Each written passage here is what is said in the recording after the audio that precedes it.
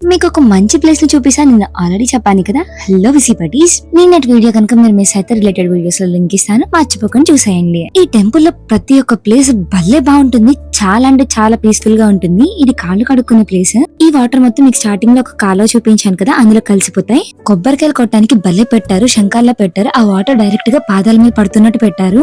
మనం గుడి చుట్టూ తిరుగుతాం కదా, అలా అక్కడ చుట్టూ తిరిగి ప్రతి ప్లేస్ లో ఒక్కొక్క చోట ఒక్కొక్కలా పెట్టారు. అక్కడ ప్రతి చోట మనం ఫోటో దిగడానికి ఉంది. ఒక చోట నరసింహస్వామిది పెట్టారు, ఇంకో చోట రాముల వారిది. ఆ బుడ్డోడు చూడండి తదేకంగా ఎలా చూస్తున్నాడో. ఇంకొక చోట ఏమో కృష్ణుడిది పెట్టారు. ప్రతి చిన్న డీటెయిల్ ని ఎంత బాగా డిజైన్ చేశారంటే చూసే కొద్ది చూడాలనిపిస్తుంది. రెండు కళ్ళు సరిపోవంతే ఎవరికైనా. ఈ టెంపుల్ ఉండటం కూడా పల్లెటూరులో ఉంది, అందుకేనేమో చాలా ప్రశాంతంగా ఉంది అక్కడ ప్లేస్ మొత్తం.